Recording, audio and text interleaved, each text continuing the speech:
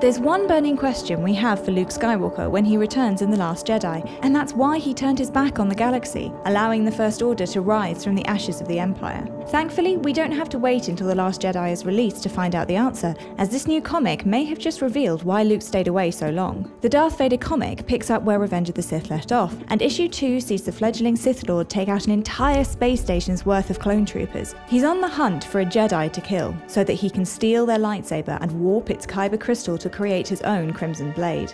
Using the space station's archive, Vader tracks down a Jedi who survived the Order 66 massacre. But how, I hear you cry? Order 66 meant all the Jedi were wiped out, except Kanan Jarrus, Obi-Wan, Yoda, Quinlan Vos and many, many more, of course. Well, as it turns out, there were dozens of Jedi already in hiding, thanks to their adherence to the Barash Vow. The Barash Vow is a spiritual penance. Its followers dedicate their entire lives to meditating and following the will of the Force, and taking absolutely no other action. This means that not only would they have been absent when Order 66 took place, they also couldn't do anything to stop it. This new information begs an obvious question. Did Luke Skywalker take the Barash Vow before The Force Awakens? The vow lines up with what we already know of Luke. He must shut himself away from distractions, check. Focus on learning more about the Force, check. And must not act even if his friends are in grave danger, check.